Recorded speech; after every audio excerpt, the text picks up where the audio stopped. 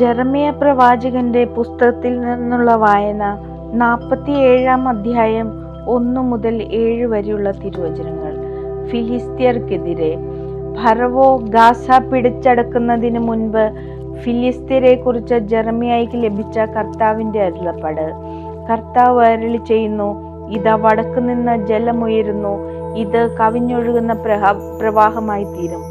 ദേശവും അതിലുള്ളവയും നഗരവും നിവാസികളും മുങ്ങിപ്പോകും.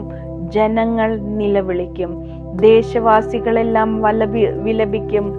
അവന്റെ കുതിരകളുടെ കുളമ്പടിയും രഥങ്ങളുടെ ഘോഷവും ചക്രങ്ങളുടെ ആരവവും കേട്ട് കുഞ്ഞുങ്ങളെ തിരിഞ്ഞു നോക്കുക പോലും ചെയ്യാതെ പിതാക്കന്മാർ ഓടുന്നു.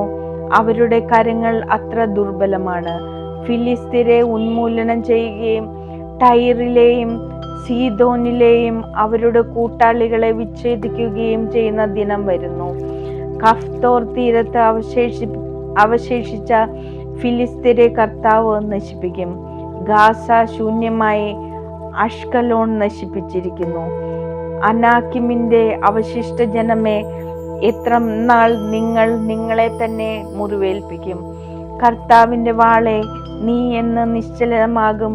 നീ ഉറയിലേക്ക് മടങ്ങി നിശ്ചലമായിരിക്കുക.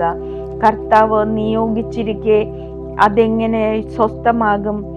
അഷ്കലോണിനും സമുദ്രതീരത്തിനുമെതിരെ കർത്താവ് അതിനെ അയച്ചിരിക്കുന്നു.